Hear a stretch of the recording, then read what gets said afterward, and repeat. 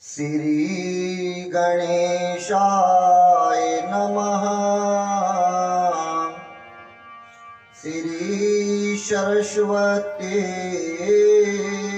नमः। श्री परमात्मने नमः।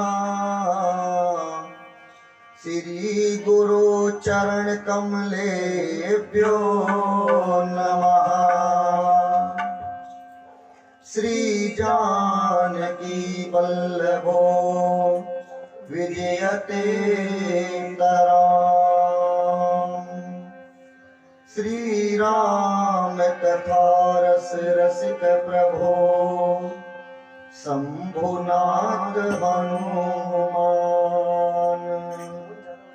प्रेम सहित आसन धरहूं, सुनहु कथा करूँगा। सियावल रामचंद्र भगवान की जय। श्री सीतानाथ समारंभां श्री रामानंदार्य माध्यमाम् अस्मदाचार्य पर्यन्तां वंदे श्री गुरु परंपरां। बोलिए सतगुरुदेव भगवान की। लोकाभिरामं रणरंगधीरं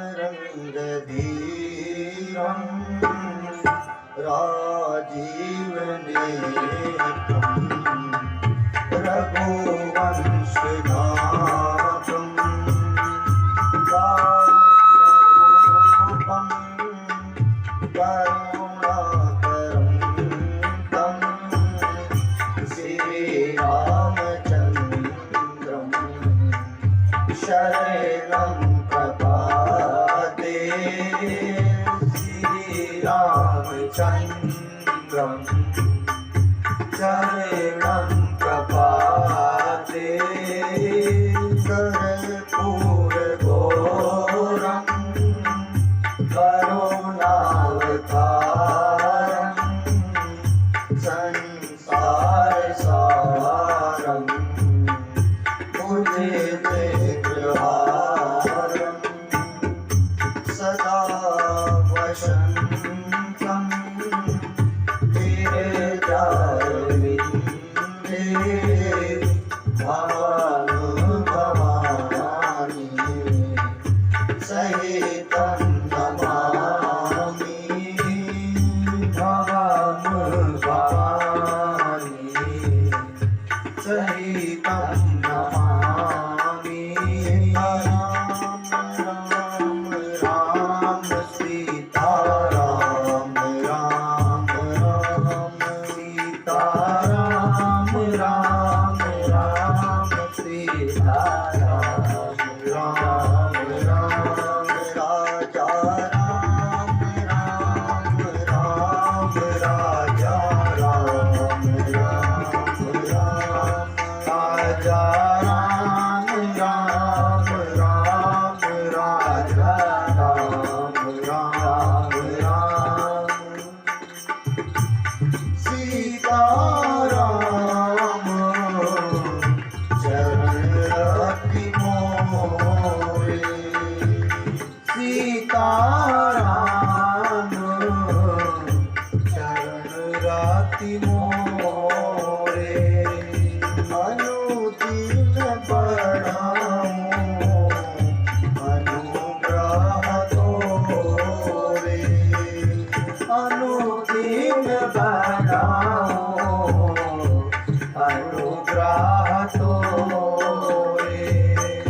जाहि विधिनाथ होए हित मोरा।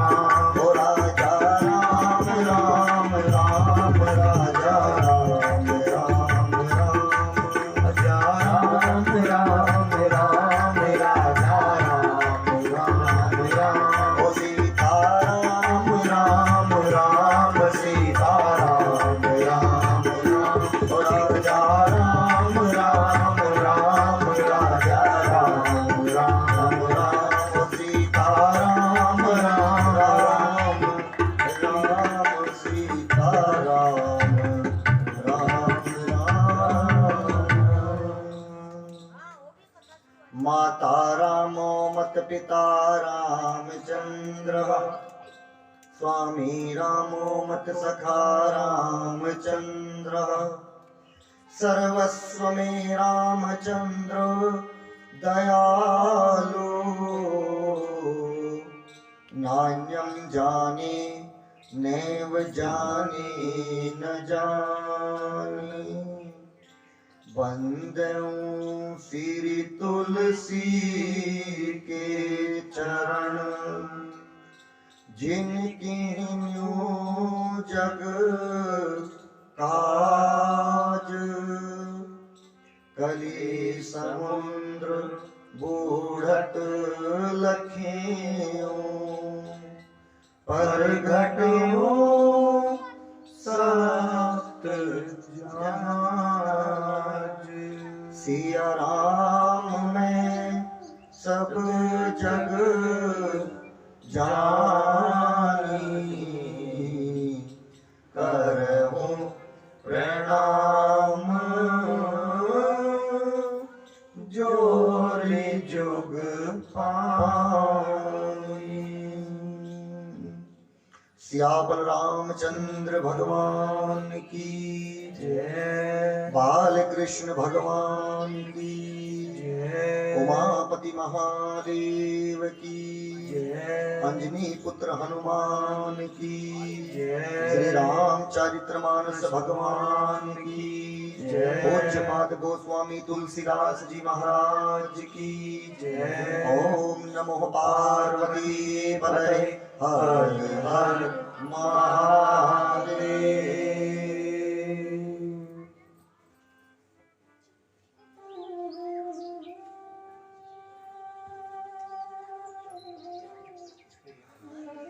अनंत अनंत कोटि ब्रह्मांड नायक अब कारण करनाले वर्णाले राघव जी के चरणों में बारंबार साष्टांग और भूत भावन शंकर भगवान जी के चरणों में बारंबार नमन और पूज्यपाद गोस्वामी तुलसीदास जी के चरणों में बारंबार वंदन।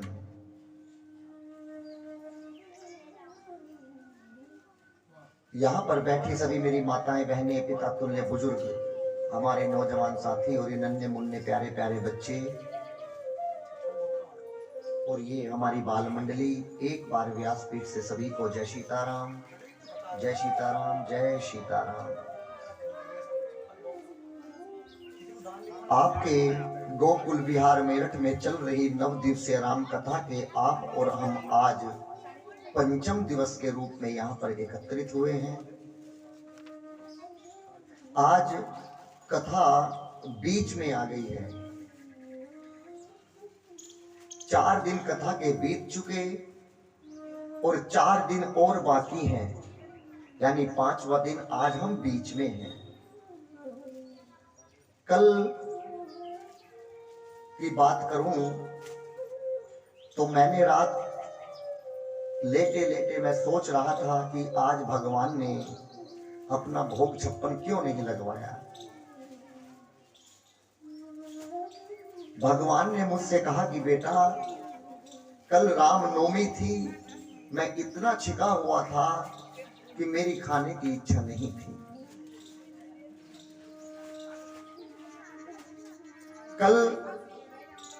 कल मैं भूखा रहूंगा और कल सबका मैं भोग खाऊंगा। तो भगवान ने ये इशारा किया, इसीलिए कल हमारा 56 भोग नहीं लग पाया, लेकिन हमने कढ़ी चावल का भोग फिर भी लगाया। आज के मुख्य यजमान के रूप में बात करूं जिन्होंने कल शाम पूजन कराया था, श्रीमान जी राजकुमार सिंह जी, इनकी धर्मपत्नी श्रीमती अनीता देवी, इनके एक पुत्र विपिन जी और पुत्री लवी कुमारी। दूसरे यजमान श्रीमान अरविंद कुमार जी, इनकी धर्मपत्नी श्रीमती अंजू देवी, इनके पुत्र अनमोल और पुत्री अपूर्वा। तीसरे यजमान के रूप में श्रीमान जी जितेंद्र सोलंकी जी, जिनकी धर्मपत्नी श्रीमती रेखा देवी, इनके एक पुत्र रोहित कुमार जी, और चौथे यजमान के रूप में श्रीमान सूबेदार जी और सूबेदार निचत्तर सिंह जी, धर्मपत्नी ममता देवी, इनके पुत्र आशु कुमार और दूसरे पुत्र मोहित कुमार। कल 4 यजमानों ने भगवान का पूजन कराया और मैं व्यासपीठ से प्रार्थना करता हूं कि भगवान इनके घर में वास करें, सुख शांति बनाए रखें।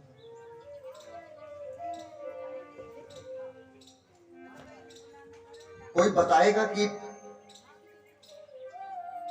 2 दिन पहले हमने कथा को कहां पर विराम दिया था? बताइए।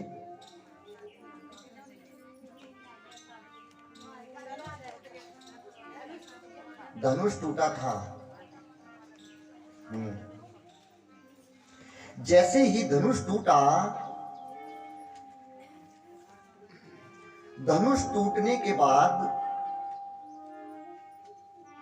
अब सारी सखियों ने भगवान को और लक्ष्मण भैया को चारों तरफ से घेर लिया, एक गोल घेरा बना लिया।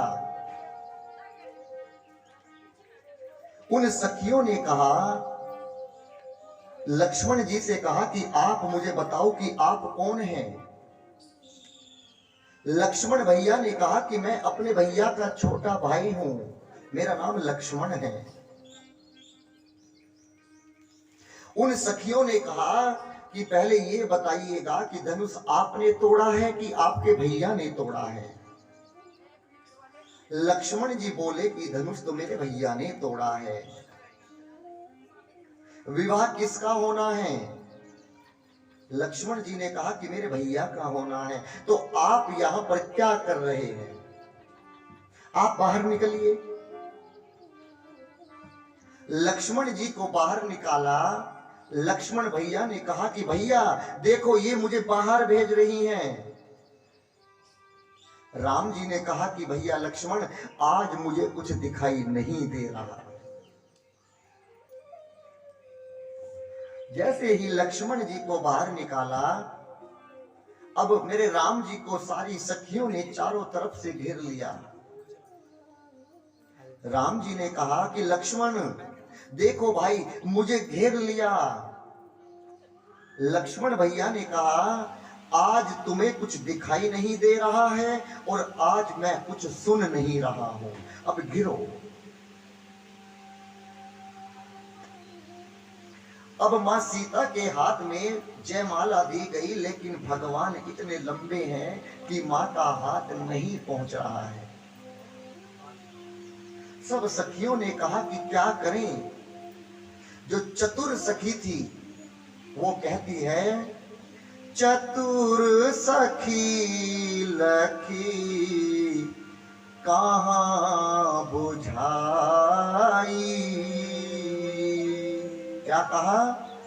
परिराव हूं जयमाल सुहाई। ये सीता तुम माला पहनाओ, लेकिन तुम्हारे कर माने हाथ तो पहुंच ही नहीं पा रहे हैं, कैसे माला पहनाओगी? लक्ष्मण भैया ने कहा कि तुमने मुझे बाहर निकाला था, मेरे पास एक तरीका है, मैं ही माला पहनवा सकता हूं। कैसे? लक्ष्मण जी आए और भगवान के चरणों में दंडवत प्रणाम करने लगे। भगवान ने झुककर अपने भैया को आशीर्वाद दिया, उठाया, कहा कि भाभी माला डाल दो, और मां सीता ने माला पहना। सारी सखियां मजाक करती हैं, कहती हैं, ओ झुक जाइयो, ओ झुक जाइयो तनिक रघुबीर की सोरी मोरी छोटी सी। झुक जाइयो तनिक रघुबीर की सोरी मोरी छोटी सी। ओ झुक जाइयो तनिक रघुबीर की सोरी मोरी छोटी सी। झुक जाइयो तनक रघुवीर किशोरी मोरी छोटी सी। तुम ऊंचो कर पहुंचत नाई, तुम ऊंचो कर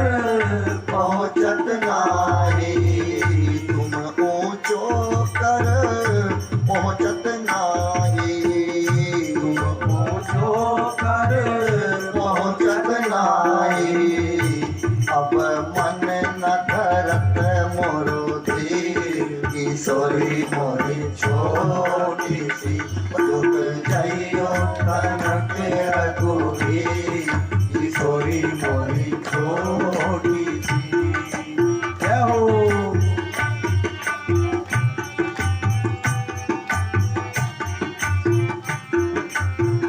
कब से खड़ी पिया पाए पिरानी कब से खड़ी सिया पाँव पिरानी कब से खड़ी सिया पाए पिरानी कब से खड़ी सिया पाए पिरानी तुम रघुवंशी अपनी अदा में तुम रघुवंशी अपनी अदा में तुम रघुवंशी अपनी अदा में तुम रघुवंशी अपनी अदा में ओ अब दया करो रघुवीर किशोरी मोरी छोटी सी अब दया करो रघुवीर किशोरी मोरी छोटी सी चुप जाइयो कनक रघुवीर किशोरी मोरी छोटी सी।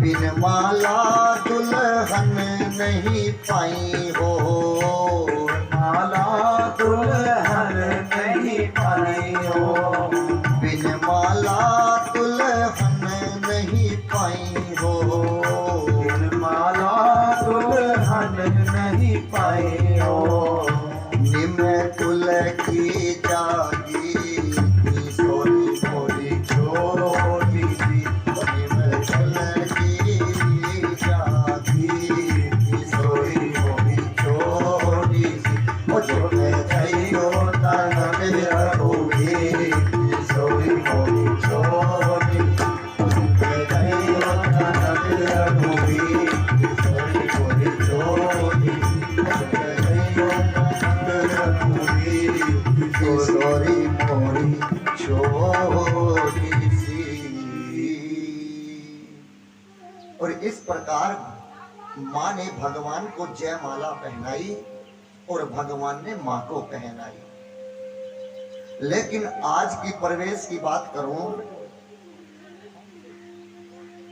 आजकल जब किसी की शादी होती है मेरी माँ, मैं एक जगह पर देख रहा था तो जो यार दोस्त होते हैं वो लड़के को इतना ऊपर उठा देते हैं कि एक लड़के को उठा रहे थे।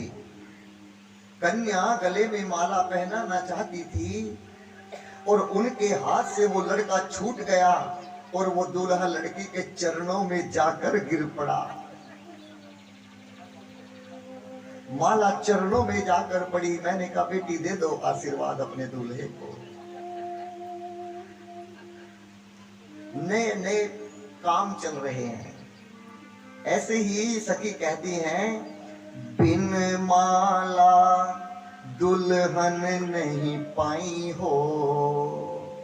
बिना माला के आपको दुल्हन नहीं मिलेगी। अगर दुल्हन चाहिए तो झुक जाओ। भगवान झुके और माँ ने माला पहना दी। अब एक रिवाज होता है कि दूल्हे की मजाक बनाई जाती है। कोई दूल्हे को गाली देता है। फेरों पे कहते हैं ना कि अगले की माने पिछले की माने, पता नहीं क्या कहते हैं। भगवान की मजाक उड़ाने लगे और भगवान को कहा कि देखो कितना काला कलूटा है ये,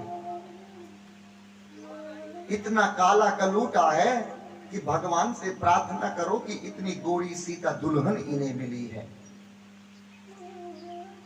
सारी सखी भगवान को चिढ़ाने लगी और कहने लगी दुल्हा के रंग आसमानी, लली के रंग बादामी।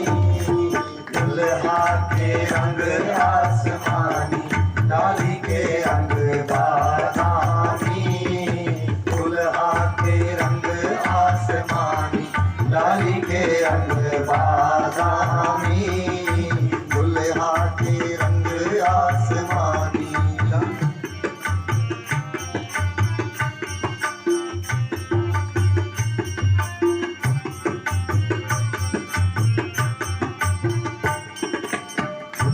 काली काली जुल्फे और लाट घुंघराले, काली काली जुल्फे और लाट घुंघराले, काली काली जुल्फे और लाट घुंघराले, काली काली जुल्फे और लाट घुंघराले, उसमें कली मन मानी ललिके रंग बादामी, और उसमें कली मन रानी ललिके रंग बादामी, दुल्हा के रंग आसमानी ललिके रंग बादामी।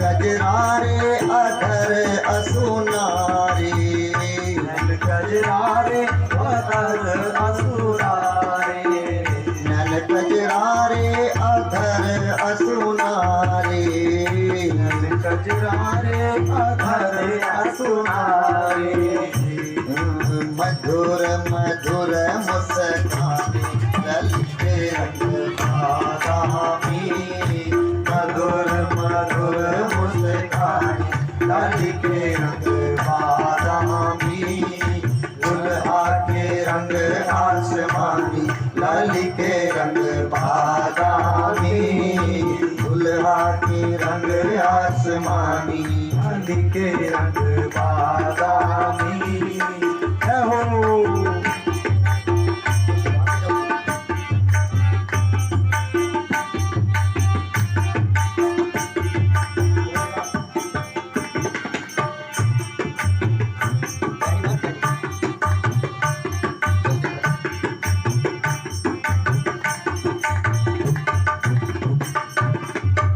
प्रेम प्रमोद को बादल बरसत, प्रेम प्रमोद को पागल बरसत, प्रेम प्रमोद को बादल बरसत, प्रेम प्रमोद को बादल बरसत, सखी प्रेम में रंगानी ललिते रंग बादामी, सखी प्रेम में रंगानी ललिते रंग बादामी, दुल्हा के रंग आसमानी ललिते रंग बादामी, दुल्हा के रंग आसमानी ललिते रंग बादामी, दुल्हा के रंग आसमानी ललिते रंग बादामी।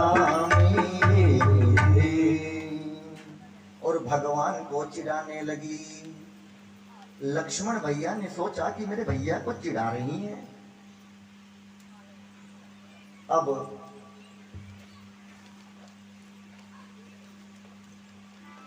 भगवान ने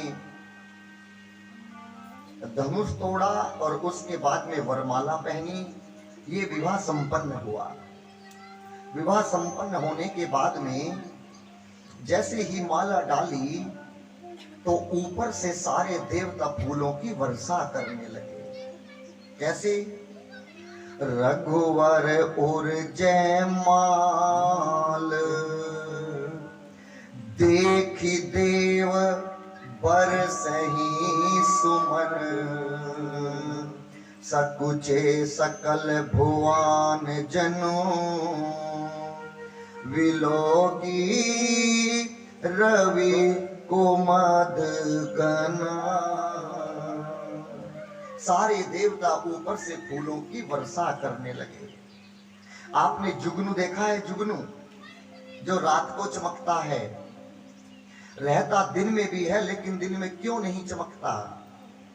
क्योंकि सूर्य के प्रकाश के सामने उसका अस्तित्व मलिन हो जाता है। उसी प्रकार उस सभा में जितने भी राजा बैठे थे, जब तक भगवान ने धनुष नहीं तोड़ा, जब तक उस जुगनू की तरह चमक रहे थे। हम ये कर देंगे, वो कर देंगे, देखिए राम कैसे धनुष को तोड़ता है, कैसे सीता को लेकर जाते हैं। और जैसे ही मेरे भगवान ने धनुष तोड़ा तो 10,000 राजाओं का अस्तित्व अपने आप मलिन हो गया। शांत नहीं करना पड़ा, अपने आप शांत हो गए, अपने आप। आज भी मिथिला में एक नियम है, जब बेटी का विवाह करते हैं तो जयमाला डालने के बाद बेटी से कहते हैं कि बेटी अब तुम अपने वर के पैर को छुओ। आप बताइए, यदि आप अपनी बेटी से कहें कि बेटी अब जयमाला डल गई, अब तुम्हें अपने पति जो होने वाले हैं उनके पैरों को छूना है, तो क्या आपकी बेटी मना करेगी? नहीं करेगी ना। लेकिन सीता मां से कहा कि अब आप राम जी के चरणों को स्पर्श करिए। मां ने मना कर दिया, कहा कि कुछ भी हो जाए लेकिन मैं राम जी के चरणों को नहीं हाथ लगाऊंगी। क्यों? मां कहती है, गौतम तिय गति सुरति करी, नहीं पर सती पग पाव, मन विरसे रघुवंश मणि, प्रीति अलौकिक जान। क्या कहा माने? इन्होंने एक बार पत्थर को पैर लगाया था और वो पत्थर स्त्री बन गई थी, और स्त्री बनना तो दूर, वो उड़ गई थी। मैं तो पहले से ही एक स्त्री हूं, और यदि मैंने इनके चरणों को हाथ लगा दिया तो मेरा क्या होगा? इसीलिए डर के मारे आज माता सीता भगवान के चरणों को हाथ नहीं लगा रही है। भगवान मन ही मन मुस्कुरा रहे हैं, और मां सीता भी मुस्कुराने लगी। क्यों? क्योंकि मजाक चल रही थी, मजाक चल रही थी। फिर मां ने भगवान के चरणों को स्पर्श किया। मैं आपको बताऊं मेरी मां, कमजोर व्यक्ति को अधिक क्रोध आता है। क्यों? क्योंकि ऐसे तो उसकी बात को कोई मानने वाला नहीं है। यदि वो चिल्ला चिल्ला कर कुछ कहेगा तो घर वाले उसकी बात को मान लेते हैं। उस सभा में जो 10,000 राजा बैठे थे, वो सब चिल्ला रहे थे क्या? कि यदि जनक जी हमारा थोड़ा सा भी साथ दे दें तो हम देखते हैं कि ये राम सीता को कैसे लेकर जाता है। अब आप बताइए, क्या जनक जी की मति मारी गई है जो इनका साथ देंगे? अब लक्ष्मण भैया ने सोचा कि मेरे भैया तो गुस्सा करना जानते ही नहीं, यदि भैया आप कहो तो मैं तनिक इन 10,000 राजाओं से मिलकर आ जाऊं। कहना चाहते थे कि इनसे युद्ध लड़कर आ जाऊं। भगवान ने रोक दिए। क्यों? कहा कि इनसे मिलने तुम्हें जाने की कोई आवश्यकता नहीं है, इनसे मिलने वाला बाबा चल पड़ा है। कौन सा बाबा? परशुराम बाबा। परशुराम जी महेंद्रपुर पर्वत पर रहते हैं और वहीं पर तपस्या करते हैं, जप करते हैं, तप करते हैं। जैसे ही इस धनुष के टूटने की आवाज सुनी, परशुराम जी ने सोचा कि ये तो मेरे धनुष टूटने की आवाज है, इसको किसने तोड़ा? परशुराम जी दौड़े। देखिएगा, परशुराम जी के पास में 2 धनुष थे। एक शंकर भगवान ने दिया था और एक हरि ने दिया था, विष्णु भगवान ने। जो विष्णु भगवान ने धनुष दिया था उसका नाम था अजगौ। क्या नाम था? अजगौ। और जो शंकर भगवान का धनुष था उसका क्या नाम था? पिनाक। जब सभी ऋषियों को, ब्राह्मणों को बुलाया गया और उनसे कहा कि किसी एक व्यक्ति को अपनी प्राणों की आहुति देनी पड़ेगी। क्यों? क्योंकि जितने भी देवताओं के वज्र बनेंगे वो तुम्हारी हड्डी से बनेंगे। जब कोई तैयार नहीं हुआ तो एक ऋषि है जिनका नाम है दधीची, साक्षात ब्राह्मण है, उनका गोत्र है वत्स गोत्र। उन्होंने कहा कि ये बलिदान मैं दूंगा। उन्होंने अपने प्राण का त्याग कर दिया। जब धनुष को बनाया जा रहा था, शंकर भगवान के धनुष को, जब तक उसका कोई नाम नहीं रखा गया था,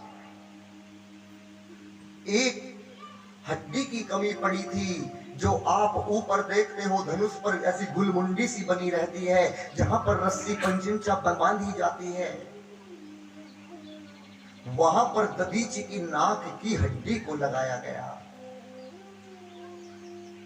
नाक की हड्डी को लगाया, इसीलिए उसका नाम रखा गया पीनाक।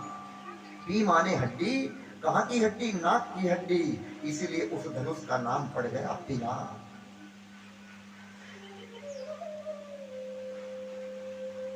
परशुराम जी ने सोचा कि मैं दो धनुष का क्या करूंगा, चलो एक धनुष को किसी के यहां पर सुरक्षित रख देता हूं। उस समय मिथिला के राजा थे, जनकपुर के राजा थे जनक जी। उन्होंने जनक जी के यहाँ पर अपना एक धनुष रखा। कौन सा धनुष? शंकर भगवान का पिनाक। और कहा कि मैं तपस्या के लिए महेंद्रपुर पर्वत पर जाता हूं, जब वापसी में आऊंगा, जब मुझे आवश्यकता पड़ेगी, जब मैं अपने धनुष को ले लूंगा। आज मुझे आप बताइए, यदि आपका कोई पड़ोसी तुम्हारे घर पर अपना कोई सामान रखकर चला जाए और आप उसकी गैर मौजूदगी में उस सामान को बेच दो या तोड़ दो, तो तब वो घर आएगा तो लड़ेगा कि नहीं लड़ेगा? परशुराम ने सोचा कि ये तो पिनाक के टूटने की ध्वनि है, मुझे चलना चाहिए। परशुराम जी चले। क्रोध में गोर लाल वर्ण है उनका, आंखें तमतमा रही हैं, लंबी लंबी जटाएं, भस्मी लगाए। कोई गोरा व्यक्ति होता है तो देखना, जब वो क्रोध करता है तो किसी के कान लाल हो जाते हैं, किसी की नाक लाल होती है और किसी के गाल लाल हो जाते हैं। परशुराम जी गोरे हैं, कान बिल्कुल आग अग्नि की तरह जल रहे हैं। आए और आकर पूछा कि हे जनक, मुझे ये बताओ कि मेरी आज्ञा के बिना तुमने इतनी बड़ी सभा कैसे रखी? पहले एक नियम था, कोई भी सभा करनी होती थी तो परशुराम जी से इजाजत लेनी पड़ती थी। वहां पर जितने 10,000 राजा थे, सब लोग नीचे बैठ गए। क्यों? अरे परशुराम जी कहीं मार ना दे। और अपने हथियारों को पीछे फेंक दिया और सब दंडवत कर कर परशुराम जी के चरणों में लेट पड़े। लगे करण सब दंड प्रणाम, लगे करण सब राजा दंडवत करने लगे और अपने घर का परिचय दिया कि हम उस राजा के बेटे हैं। कहा कि हे जड़ जनक, मुझे बताओ कि मेरी आज्ञा के बिना तुमने ये सभा क्यों रखी? जनक जी ने कहा कि मैंने इस पिनाक को केंद्र में रखा और संकल्प किया कि जो भी इसको तोड़ेगा, मैं अपनी बेटी सीता का विवाह उसी के साथ करूंगा। और इसी बीच में परशुराम जी की दृष्टि टूटे हुए पिनाक पर पड़ गई, मानो जैसे किसी ने अग्नि में घी डाल दिया हो। क्रोध और बढ़ गया। अब तक जनक कह रहे थे, अब कहने लगे, हे जड़ जनक, जिस किसी ने भी इस पिनाक धनुष को तोड़ा है उसे निकाल कर बाहर कर, नहीं तो जहां तक तेरी राज सत्ता है सबको मिलाकर खाक में कर दूंगा। जनक जी ने सोचा कि ब्रह्मा जी बिना बनाया खेल बिगाड़ दिए। एक दिन परशुराम जी ना आते तो क्या बिगड़ जाता। अब डांट रहे थे जनक जी को, अब राम जी से रहा नहीं गया। राम जी से नहीं रहा गया। राम जी ने कहा, नाथ संबोधनो भंज निहारा, हो होई केहूं एक दास तुम्हारा। कि ये धनुष किसी कोई तुम्हारा दास होगा, ये धनुष उसी ने तोड़ा है। कैसे कहा? नाथ संबोधनो पंजनिहारा, नाथ संबोधनो पंजनिहारा। होई केहूं एक दास तुम्हारा, कोई केहूं एक दास तुम्हारा। आय सुखाहो कहीं किन माही, आय सुखा कहिय किन मोही। सुनी रिसाई बोले मुनि कोई, सुनी रिसाई बोले मुनि कोई। क्या कहा भगवान ने? कि इसको तोड़ने वाला कोई आपका दास होगा। और दास कौन होगा? जिस पर आपका आशीर्वाद होगा। और आशीर्वाद किस पर होगा? वो आपके दास पर होगा। मुझे आज्ञा दे, क्या करना है? देखिएगा, भगवान ने, हम लोग एक चम्मच भी खरीद कर लाते हैं, अक्सर धनतेरस पर बर्तन लाते हैं ना, कोशिश करते हैं। बच्चों के पापा कहते हैं, मम्मी कहती है कि अजी सुनते हो, इस पर मेरा नाम लिखवा कर लाना। हम लोग एक चम्मच भी बनाते हैं, खरीदते हैं तो अपना नाम लिखाते हैं, लेकिन भगवान ने पूरी सृष्टि को बनाया, बताइए कहीं अपना नाम लिखाया? कहीं नहीं लिखाया। आज भगवान ने धनुष तोड़ा, लेकिन एक बार भी अपने मुख से ये नहीं कहा कि इस धनुष को मैंने तोड़ा। क्या कहा? आप आज्ञा दें, मुझे क्या करना है। ये आपके दास ने तोड़ा होगा। एक बार भी ये नहीं कहा कि धनुष को मैंने तोड़ा है। ये जो मैं है ना, मैं इंसान को खा जाती है, खत्म कर देती है। मैं आपको एक दोहा सुनाऊं, कबीरदास जी का बड़ा प्यारा सा दोहा है। वो कहते हैं, मैना ने मैना कहा। मैना देखा है ना तोता, क्या कहता है? मैना। मैना ने मैना कहा, और मोल भयो 10-20। और बकरे ने मैं कहा, तुरंत कटायो शीस। ये मैं की आवाज है, आती कहां से? कौन है वहां वाणी है, आती जहां से? कुछ तो बता प्यारे, कुछ तो बता प्यारे, गर तुझको पता है। मुख बोलता है या तू बोलता है? मुख बोलता है या तू बोलता है? बता तेरे मुख को, बता तेरे मुख को, कौन बोलता है? मुख बोलता है या तू बोलता है? मुख बोलता है या तू बोलता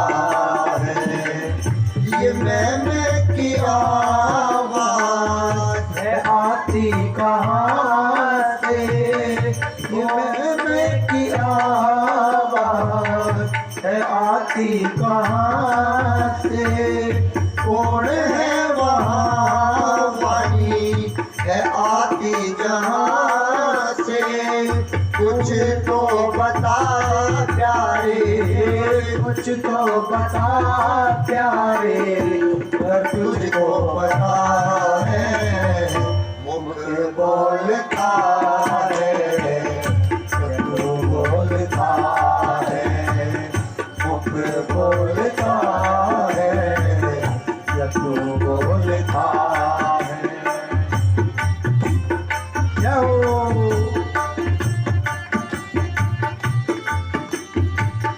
ये कांटे तराजू जो हाथों में तेरे, ये कांटे तराजू जो हाथों में तेरे, ये कांटे तराजू जो हाथों में तेरे, ये कांटे तराजू जो हाथों में तेरे, सोच समझ कर उतर दे रे, सोच समझ कर उतर दे रे। हाथ तोलते हैं, हाथ तोलते हैं, या तू तोलता है, बता तेरे मुख को बोलता है, बता तेरे मुख को कौन बोलता है। कि मैं की आवाज है आती कहाँ से, कौन है वहाँ वाणी है आती जहाँ से। कुछ तो बता प्यारे, कुछ तो बता प्यारे, तुझको पता है मुख बोलता है, तू बोलता है, मुख बोलता है, या तू बोलता है।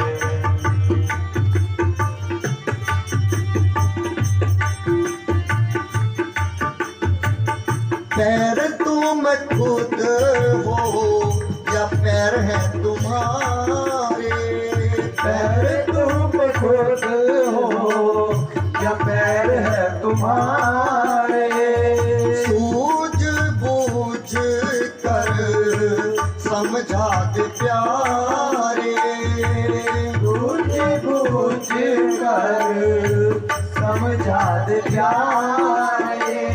पैर डोलते हैं, पैर डोलते हैं, या तू डोलता है, बता तेरे मुख को बोलता है, बता तेरे मुख को बोलता है। ये मैं की आवाज है आती कहाँ से, कौन है वहाँ वाणी है आती जहाँ से। कुछ तो बता प्यारे, कुछ तो बता प्यारे, कर तुझको पता है मुख बोलता है, या तू बोलता है, मुख बोलता है, या तू बोलता है। बता तेरे मुख को कौन खोलता है, ये मुख बोलता है, या तू बोलता है। बताइए कौन बोलता है? तुम्हारा मुख बोलता है कि अंदर से भगवान बोलता है?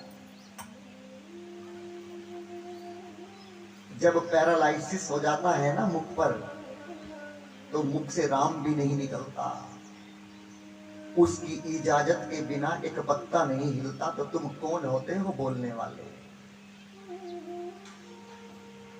कर लो जितनी चतुराई करनी है, मिला लो दूध में पानी, मिला लो घी में क्रीम का घी, खूब छल करो, कपट करो, दुकान पर यदि दुकानदार पैसा लेना भूल जाते हैं, बड़े खुश हो जाते हैं, या वो गलती से बेचारा ज्यादा दे दे तो जेब में रखकर अपने घर को दौड़े आते हैं। याद रखना, कोई उसकी नजर से बच न सका, चाहे पुण्य करो चाहे पाप करो, कोई उसकी नजर से बच न सका, चाहे पुण्य करो चाहे पाप करो, कण कण में बसा प्रभु देख रहा, चाहे पुण्य करो चाहे पाप करो। उसका कैमरा 24 घंटे चलता है, वहां इन्वर्टर डाउन नहीं होता, वहां की लाइट नहीं कटती, वो देखता रहता है। किसके लिए छल करते हो बताओ? जिसके लिए छल करते हो उससे कभी पूछो तो अपने बेटे से, क्या जब मैं पाप को भोगूंगी या भोगूंगा क्या उसमें तू भी हिस्सा बांटेगा? कहेगा मैं क्यों बांटूंगा। फिर किसके लिए करते हैं? भगवान ने कहा कि देखकर आज्ञा दे, मुझे क्या करना है। परशुराम जी ने कहा कि भक्त वो होता है जो सेवा करता है, और जिसने इस धनुष को तोड़ा है वो मेरा सेवक नहीं, मेरा सबसे बड़ा शत्रु है। अब ये बात लक्ष्मण जी सुन रहे थे, उनसे नहीं रहा गया। उन्होंने कहा कि ये जोड़ी तरीके जम नहीं रही है। क्यों? क्योंकि मेरे भैया तो ठंडे दल के नेता हैं और परशुराम जी गर्म दल के नेता हैं। मेरे भैया को तो क्रोध करना आता ही नहीं। उन्होंने अपने भैया राम जी को हटाया और अपने आप जाकर खड़े हो गए और कहा, गुरु जी बताइए क्या बात है, मैं जवाब दूंगा। मैंने बचपन में इतने धनुष तोड़े हैं, जब तो आप एक बार भी नहीं आए कि धनुष क्यों तोड़ा। परशुराम जी ने कहा, तू इस छोटी सी धनुरिया के सामने पिनाक की तुलना करता है कि बड़ा धनुष हो या छोटा धनुष हो। परशुराम जी, धनुष का काम है बाण को चलाना। लक्ष्मण जी कहते हैं कि मेरे भैया ने इस धनुष को नहीं तोड़ा। क्यों? भैया ने तो केवल इसको हाथ लगाया था, ये अपने आप टूट गया, भैया ने नहीं तोड़ा। और यदि तुम्हें इतना इसका दर्द आता है तो कहीं से कारीगर को बुलवा लीजिए, इसे जुड़वा लीजिए। परशुराम जी ने कहा, हे बालक, अपनी जुबान को लगाम लगा। क्यों? 21 बार क्षत्रियों को इस धरती से नष्ट किया हूं मैं। लक्ष्मण जी ने कहा, वाह, आज ऐसा व्यक्ति पहली बार देख रहा हूं जो अपने ही मुख से अपनी प्रशंसा करता है। लेकिन परशुराम जी, मैं आपको बताऊं, हम आपसे युद्ध नहीं लड़ेंगे। क्यों? यदि हम जीत गए तो भी हमारी हार होगी, और यदि हम हार गए तो भी हमारी हार होगी। दोनों में नुकसान हमारा है, जीत में भी और हार में भी। परशुराम जी ने सोचा, ये कैसी बातें कर रहा है, क्योंकि यदि हम तुमसे जीत गए तो तुम युद्ध में हमारे हाथों से मारे जाओगे और हमें ब्रह्म हत्या का दोष लगेगा, और यदि हम हार गए तो हम रघुवंशी आज तक किसी से नहीं हारे, हमारे कुल को कलंक लगेगा। इसीलिए दोनों में नुकसान हमारा है। परशुराम जी ने सोचा, ये तो बहुत चतुर है। बाबा ने कहा, तू मीठा बोलना नहीं जानता क्या? राम जी ने कहा कि प्रभु आप इसकी बातों पर ध्यान मत दो। क्यों? ये तो अभी दूध पीता बच्चा है, अभी तो इसके दूध के दांत भी नहीं टूटे हैं। परशुराम जी ने कहा कि मैं तुम दोनों भाइयों की चतुराई समझ गया। कौन सी चतुराई? ये बड़ा कहलवाता है और ये छोटा कहता है, मैं दोनों की चतुराई समझ गया। अब राम जी ने हाथ जोड़कर कहा, गुनाह लखन कर हम पर रोसू, ये गुनाह तो लखन कर रहा है मेरा छोटा भाई, और तुम मुझे क्यों डांट रहे हो? क्या कहा? गुनाह लखन कर हम पर रोसूं, कतहूँ सुधाइयों ते बड़ दोषूं। देखिएगा, ये कथा कहती है कि कभी जीवन में इतना भी शांत ना होया जाए कि जिससे सामने वाला हमारा फायदा उठा ले। मैं आपको एक कथा सुनाऊं। एक गांव में एक महात्मा जी आए, और जैसे ही वो महात्मा जी आकर बैठे, जलपान किया, बैठे थे, बात कर रहे थे, एक छोटा सा बच्चा दौड़ता हुआ आया, कहा कि बचाओ बचाओ बचाओ। गुरु जी के चरणों में आकर बैठ गया। महात्मा जी ने पूछा, बेटा क्या हुआ? बच्चे ने कहा कि गुरुवर, हमारे गांव में एक सांप रहता है, वो जिसके पीछे भी दौड़ता है वो उसको डस लेता है। आज मेरे पीछे वही नाग दौड़ा हुआ है, मुझे बचा लो, मुझे बचा लो, वो मुझे मार देगा, मुझे डस लेगा।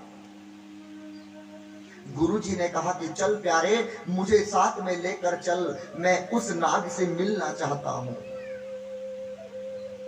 और उस नाग से मिलने गए तो महात्मा जी ने उस नाग से कहा कि आज मैं तुमसे कुछ मांगना चाहता हूं। उस सर्प ने कहा कि मांगिए, आपको क्या मांगना है, मैं वो ही दूंगा। गुरुजी ने कहा कि आप वचन लो कि आज के बाद किसी को डसोगे नहीं। सर्प ने कहा कि मैं वचन लेता हूं, आज के बाद मैं किसी को नहीं डसूंगा। अब 1 महीना बीत गया। गुरुजी ने सोचा कि चलो आज उस सांप का हाल जानने चलता हूं, उस सांप के हालत को देखूंगा वो कैसा होगा। आकर देखा तो वो सांप मरने वाला था, उसको पूरे शरीर पर जख्म बने थे। गुरुजी ने पूछा कि हे नाग देवता, आपकी ये हालत किसने की?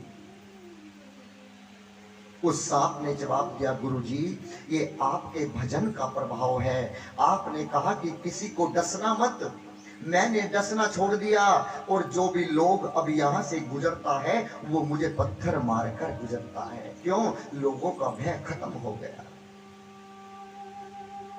गुरुजी ने कहा कि तू मूर्ख है, पागल है। क्यों? क्योंकि मैंने तुझे केवल डसने के लिए मना किया था, मैंने तुझे फुंकारने के लिए नहीं मना किया था। बस तू केवल झूठ मूठ फुंकारता रहता तो तुझे कोई पत्थर ना मारता।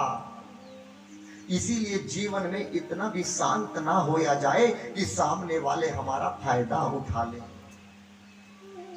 आज मेरे प्रभु राम जी परशुराम जी के पास में बिल्कुल शांत खड़े हैं, लेकिन परशुराम जी का क्रोध बढ़ता ही जा रहा है। लक्ष्मण को कुछ नहीं कहते, क्यों? उनसे डरते हैं, वो उल्टा जवाब देते हैं। लक्ष्मण, राम जी जवाब नहीं देते तो परशुराम जी अपना सारा क्रोध राम जी पर निकाल रहे। इतना भी शांत ना होया जाए। राम जी ने कहा कि हे प्रभु गुरुजी, आप तो हमसे हर प्रकार से बड़े हैं। कैसे? अरे आप तो हमसे जाति में भी बड़े हैं, हम तो क्षत्रिय हैं, आप तो साक्षात ब्राह्मण हैं। आप हमसे उम्र में भी बड़े हैं और आप हमसे नाम में भी बड़े हैं। मेरा नाम तो केवल राम है और तुम्हारा नाम तो परशुराम है। आप मुझसे हर प्रकार से बड़े हैं। लेकिन अब भी परशुराम जी का क्रोध शांत नहीं हुआ।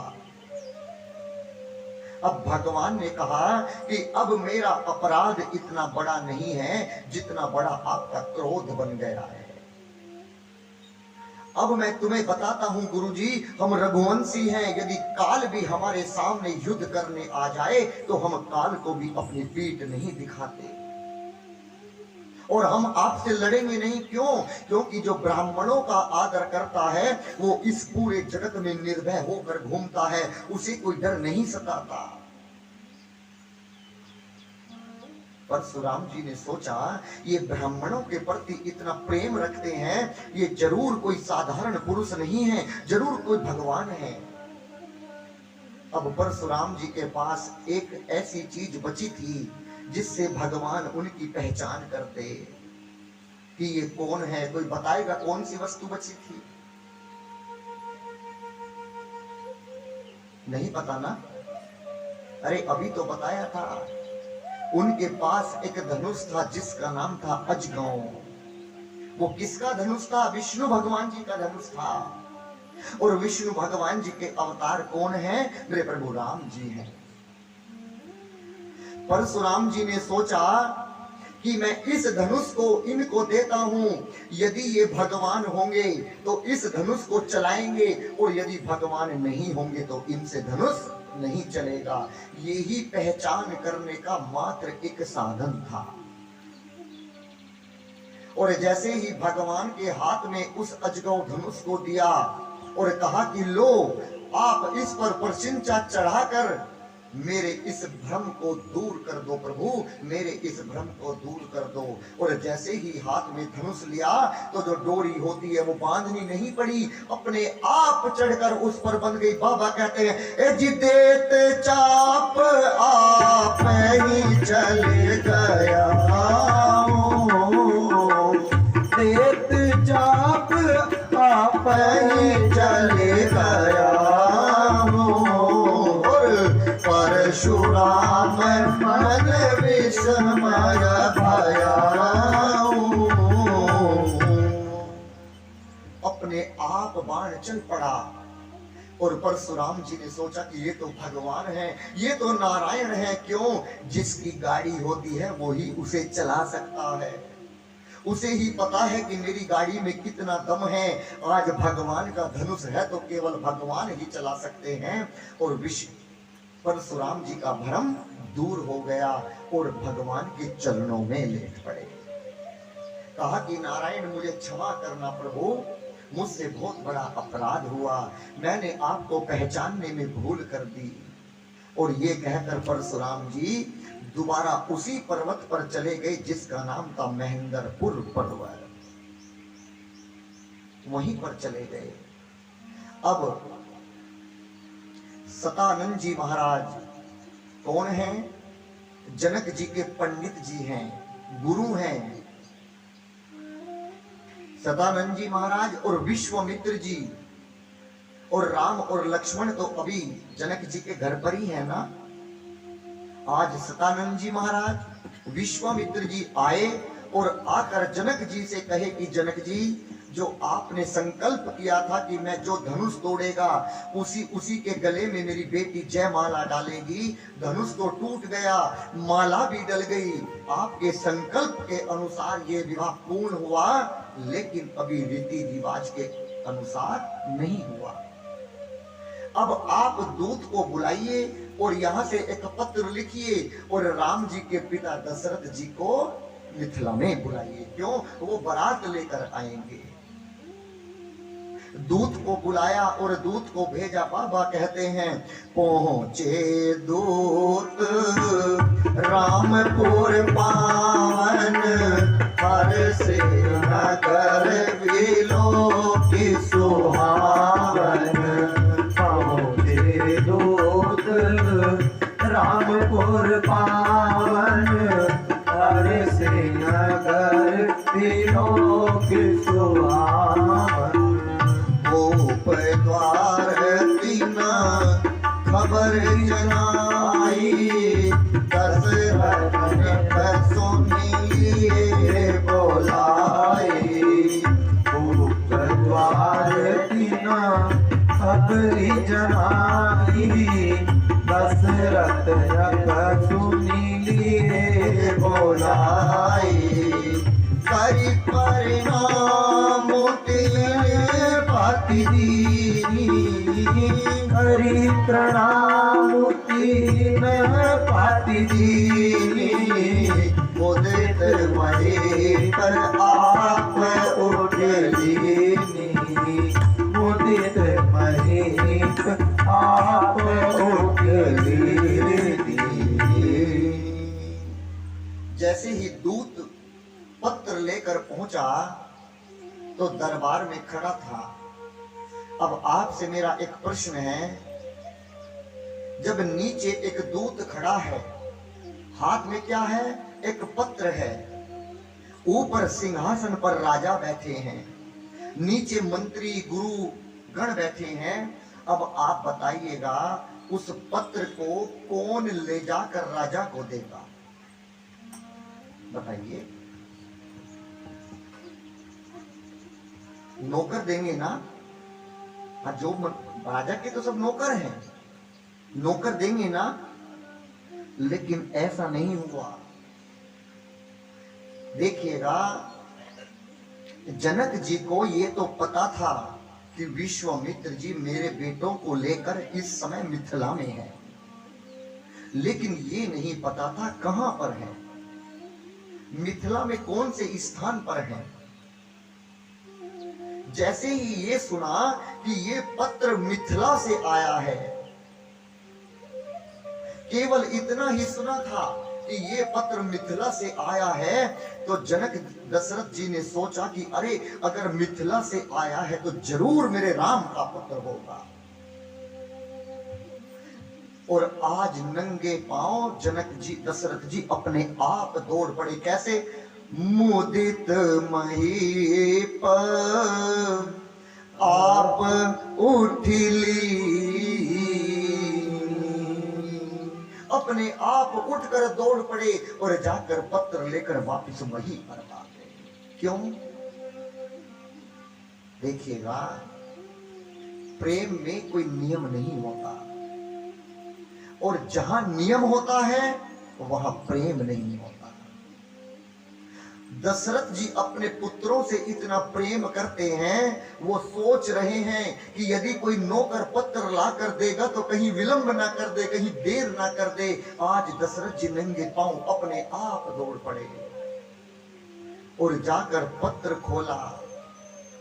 मैं आपको बताऊं, पहले पत्र लेखन होता था, स्कूल में होता था ना, जो सबसे सब साफ लिखता था उसे इनाम मिलता था, उसे गुड मिलता था। और एक दिन मेरे पास एक मैसेज आया, एक भक्त ने भेजा, रात के 11:30 बजे के आसपास की बात थी। उसने लिखा गुड नाइट। गुड में क्या स्पेलिंग बनती है? GOOD, लेकिन उसने क्या लिखा? GUD, good. और नाइट की जगह पर लिखा 9 और डैश लगाकर 8, 9 लिखा और 8 लिखा, GUD, गुड। और 98 यानी 98, गुड नाइट। ये व्हाट्सएप नाग है, नाग, इसने सबको डस लिया, सबको डस लिया। देखिएगा, पहले जब घर पर डाकिया आया करता था, साइकिल की घंटी बजाया करता था, कहता था आइए अपनी चिट्ठी ले लीजिएगा, डाक आया है। और हम लोग यदि बैरंग चिट्ठी होती थी तो कम लेते थे, क्योंकि पैसा देना पड़ेगा। और जिस पर टिकट चिपका होता था तुरंत साइन करते थे, चिट्ठी आई। और उस चिट्ठी को तब पढ़ा जाता था जब सबसे बड़ा मुखिया घर का दोपहर में खाना वाना खाने के बाद बैठा करते थे, चारों तरफ सब बैठा करते थे, फिर उस चिट्ठी को पढ़ा जाता था। और मैं आपको बताऊं, जब किसी प्रेमी का खत आता था तो छुप छुप कर पढ़ते थे, नीम के नीचे जा जाकर पढ़ते थे, जीने के नीचे छुप छुप कर पढ़ते थे। अरे और तो छोड़ो, रसोई में जा जाकर पढ़ते थे, ऐसे लगा कर रखते थे दिल से। कौन से पत्र को? प्रेम के पत्र को। लेकिन आजकल वो पत्र आने बंद। जब शाम को खेला करते थे तो छोटे छोटे बच्चे बताया करते थे, अरे अरे तुम्हारे मामा आए हैं। हम लोग खेल को छोड़ के भागते थे, क्योंकि मामा मूंगफली लाए होंगे या केले लाए होंगे, होता था ना। लेकिन आज तो फोन पर पहले ही पता चल जाता है मामा कहां पर पहुंचे। सब खत्म हो गया, सब खत्म हो गया। अरे ठिक्कर वे लेके खेला करते थे, उछालते थे, हाथ में ऐसे करते थे, एक एक उठाते थे। चप्पलों के पहिए बनाया करते थे, उनकी गाड़ी बनाया करते थे। बाबूजी को याद होगा, साइकिल के टायर गलियों में घुमाया करते थे, रेस लगाया करते थे, और रेत में अपने पैर को देकर वो ऊपर से घर बनाया करते थे, फिर पैर को निकालते थे। सब खत्म हो गया, कुछ नहीं बचा।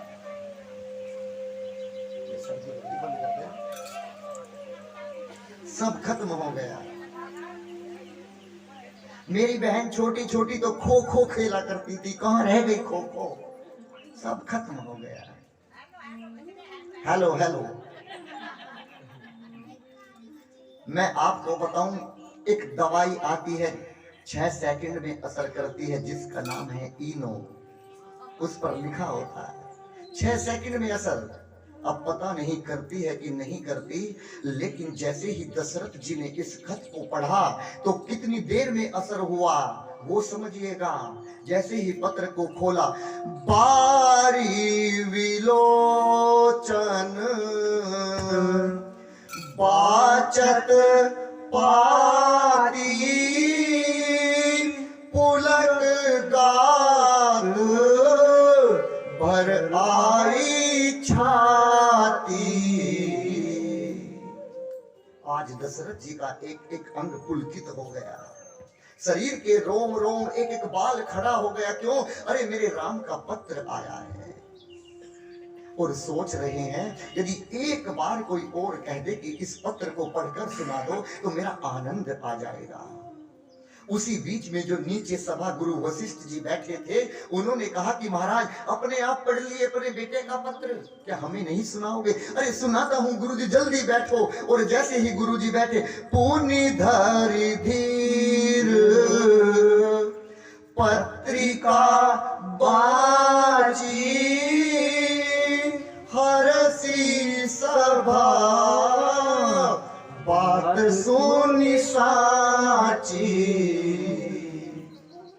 अब तीसरी बार में फिर सोच रहे हैं, यदि एक बार कोई और कह दे कि इस पत्र को पढ़कर सुना दो तो दशरथ का आनंद आ जाए।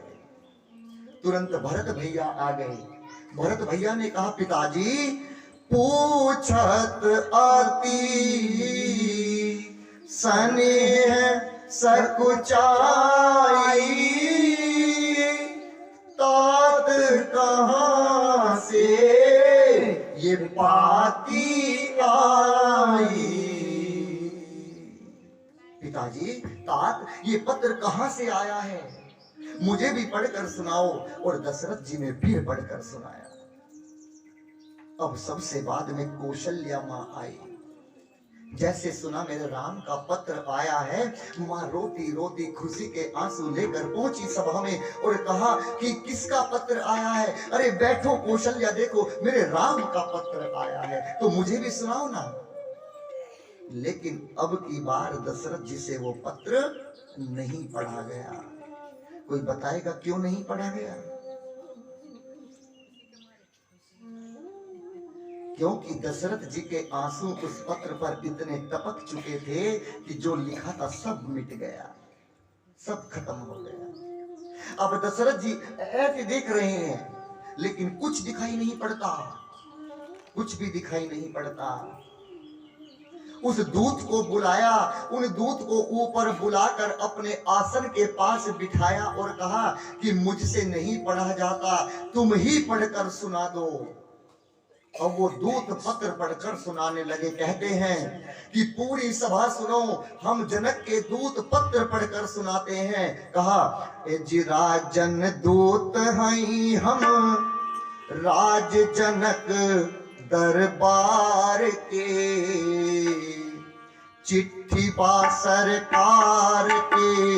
हाँ राजन दूत हैं हम जनक राज दरबार के, चिट्ठी बा सरकार के। हाँ राजन दूत हैं हम जनक राज दरबार के, चिट्ठी बा सरकार के। हाँ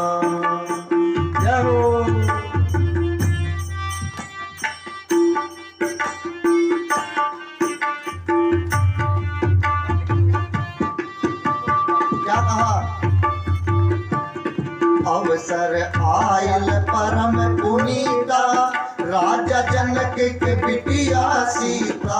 अवसर आया परम पुनीता, राजा जनक के बिटिया सीता। आया परम पुनीता, राजा जनक के बिटिया सीता। अवसर आया परम पुनीता, राजा जनक के बिटिया सीता। दुल्हा चुनरी रौरे, ओ दुल्हा चुनरी रौरे, राजकुमार के चिट्ठी बा सरकार के। हाँ ओ राजन कोट हरि हम जनक राज दरबार के, चिट्ठी बा सरकार के। हाँ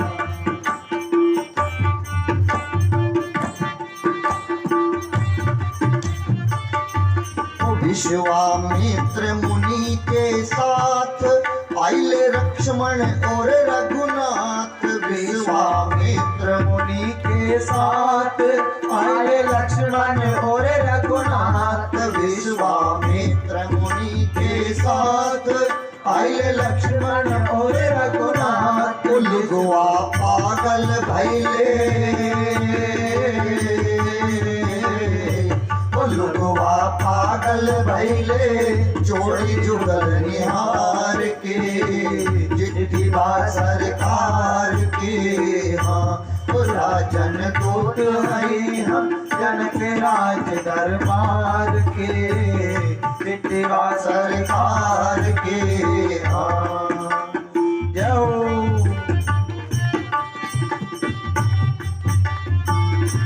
प्रतिज्ञा रही जनक जी के भारी, पूरी कर ले अवध बिहारी। प्रतिज्ञा रहे जनक जी के भारी, पूरा कर ले अवध बिहारी। प्रतिज्ञा रहे जनक जी के भारी, पूरी कर ले अवध बिहारी। प्रतिज्ञा रहे जनक जी के भारी, पूरा कर ले अवध बिहारी। देश देश के पहले देश देश के राजा हार के, चिट्ठी बा सरकार के। ओ राजन दूत हई हम जनक राज दरबार के, चिट्ठी बा सरकार के। हाँ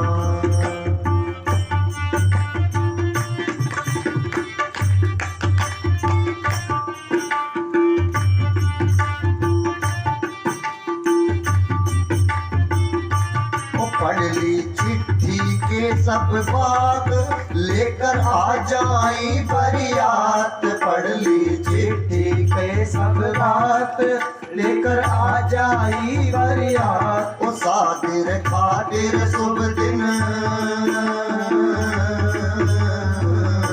ओ शादी खातिर शुभ दिन, लेवन लगन निहार के, सरकार के।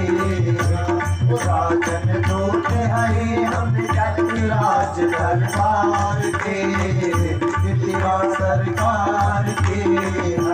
ओ राजन दूत हई हम जनक राज दरबार के, चिट्ठी बा सरकार के। सब बताया, कहा कि आपको बारात लेकर बुलाया है जनक जी ने। तुम्हारे बेटे ने ऐसा काम किया है जो द्वीप द्वीप के महाराजा नहीं कर सके।